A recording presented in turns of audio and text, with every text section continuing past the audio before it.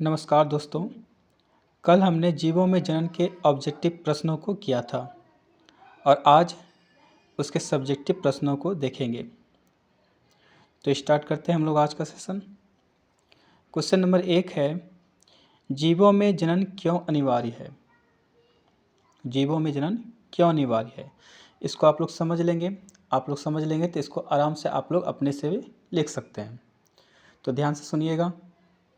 जैसा कि आपको पता है कि प्रत्येक जीव एक निश्चित अवधि के बाद जीवित नहीं रह सकते, तो जीवों को अपनी प्रजाति को पीढ़ी दर पीढ़ी जीवित रहने के लिए जनन करना अनिवार्य होता है।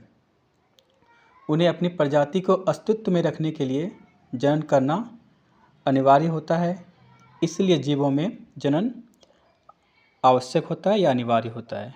ओके। क्वेश्चन नंबर 2, जनन की सबसे अच्छी विधि कौन सी है और क्यों? तो जनन की सबसे अच्छी विधि लैंगिक जनन को माना गया है, क्योंकि लैंगिक जनन में नर और मादा दोनों भाग लेते हैं। नर शुक्राणु और मादा अंडाणु। इनमें गुणसूत्रों की अदला बदली होती है, जिसके कारण जो नए जीव उत्पन्न होंगे उनमें प्रकृति के अनुसार कुछ न कुछ परिवर्तन होंगे और वह परिवर्तन उन्हें बदले हुए प्रकृति के अनुसार जीवित रहने के ज़्यादा योग्य बनाती है। इसलिए जनन की अच्छी विधि, सबसे अच्छी विधि लैंगिक जनन को माना गया है। अगला क्वेश्चन है हमारा, अलैंगिक जनन द्वारा उत्पन्न हुई संतति को क्लोन क्यों कहा जाता है? जैसा कि आप लोगों को पता होगा, अलैंगिक जनन से जो उत्पन्न होती है संतति, वह आकार एवं आनुवंशिक रूप से अपने माता पिता के समान होते हैं, बिल्कुल अपने पेरेंट्स के समान होते हैं। इसीलिए अलैंगिक जनन द्वारा उत्पन्न संतति को क्लोन कहा जाता है। ओके। हमारा अगला प्रश्न है, अलैंगिक जनन द्वारा बनी संतति लैंगिक जनन द्वारा बनी संतति से किस प्रकार भिन्न होती है? तो यहाँ हम लोग देखते हैं अलैंगिक जनन और लैंगिक जनन से उत्पन्न संतति में क्या क्या भिन्नताएं होती हैं। देखते हैं। अलैंगिक जनन, और पहले अलैंगिक जनन के विषय में देख लेते हैं। तो आपको पता है कि अलैंगिक जनन में जो संतान होते हैं वह अपने जनक के समान होते हैं, जबकि लैंगिक जनन में जो संतान होते हैं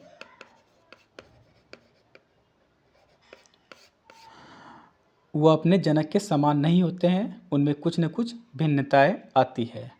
दूसरी बात, अलैंगिक जनन में जो संतान होते हैं वह आकारकीय और आनुवंशिक रूप से अपने जनक के समान होते हैं, जबकि लैंगिक जनन में जो संतान उत्पन्न होते हैं वह आकारकीय एवं आनुवंशिक रूप से अपने पेरेंट्स के भिन्न होते हैं। चलिए आगे बढ़ते हैं हम लोग।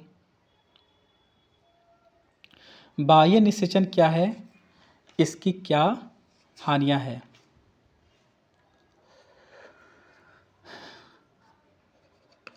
जब नर एवं मादा युग्मकों का मिलन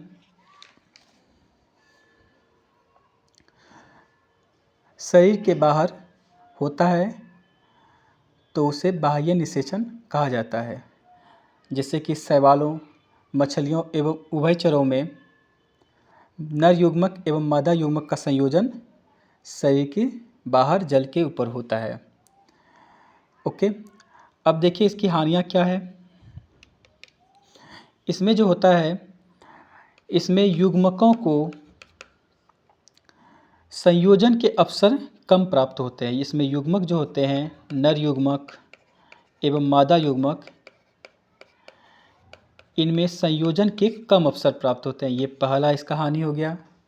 जबकि इसका दूसरा हानि ये हो गया कि इसके युग्मक को शिकारियों के शिकार का भय होता है, शिकारियों से शिकार का भय होता है। तो ये दो हानियाँ हो गई बाह्य निषेचन की। अगला प्रश्न है हमारा, एमटीपी क्या होता है एवं इसके सुरक्षित एवं घातक काल क्या है।